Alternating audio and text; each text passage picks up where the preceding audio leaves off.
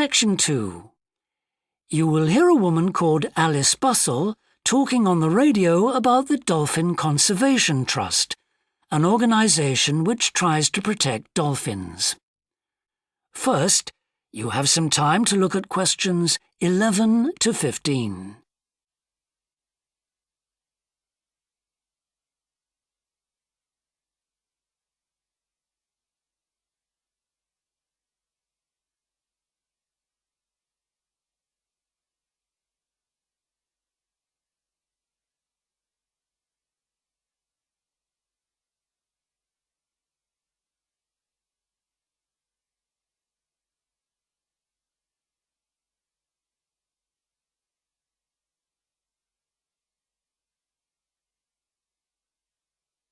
Now listen carefully and answer questions 11 to 15. Today we're pleased to have on the show Alice Bustle from the Dolphin Conservation Trust. Tell us about the trust, Alice.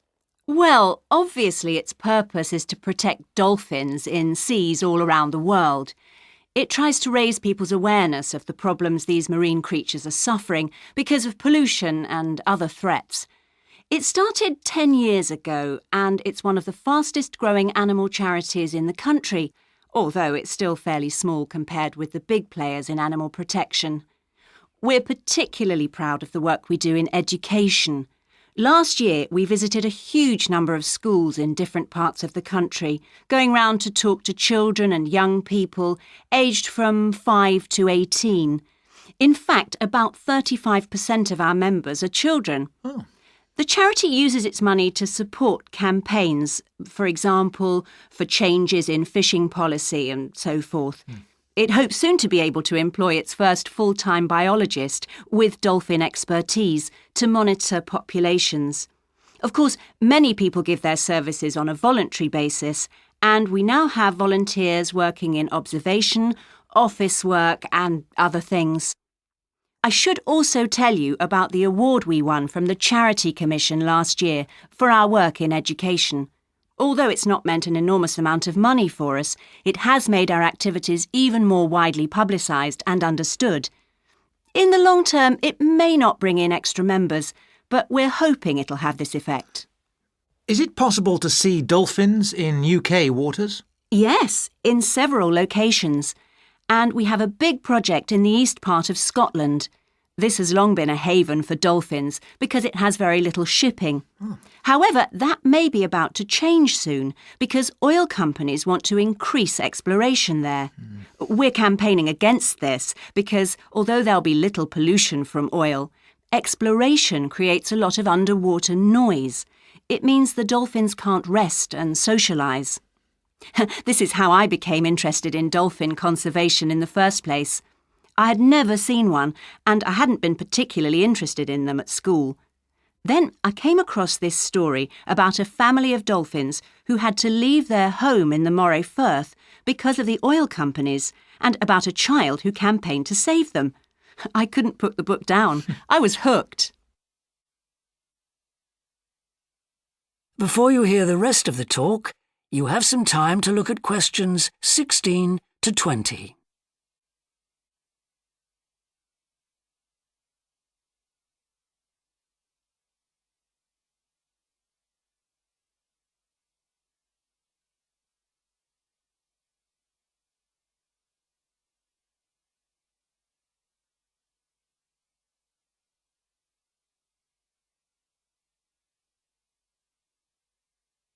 Now listen and answer questions 16 to 20. I'm sure our listeners will want to find out what they can do to help. You mentioned the Adopt a Dolphin scheme. Can you tell us about that? Of course. People can choose one of our dolphins to sponsor.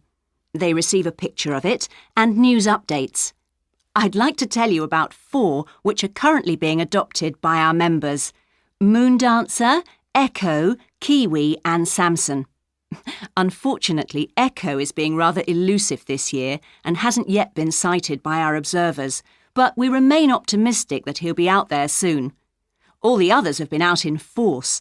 Samson and Moondancer are often photographed together, But it's Kiwi who's our real character, as she seems to love coming up close for the cameras, and we've captured her on film hundreds of times.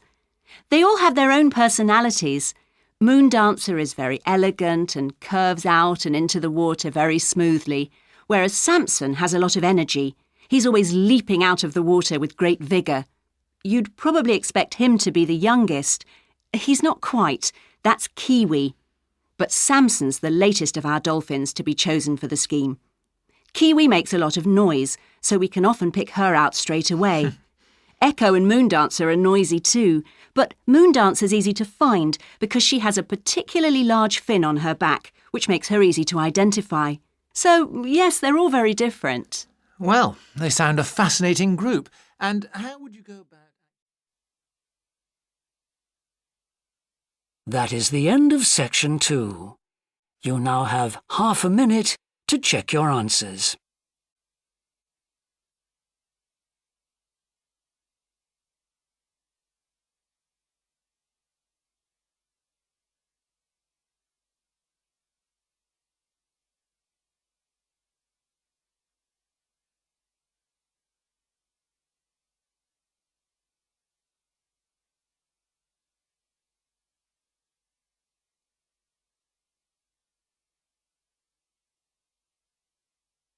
Now turn to section 3.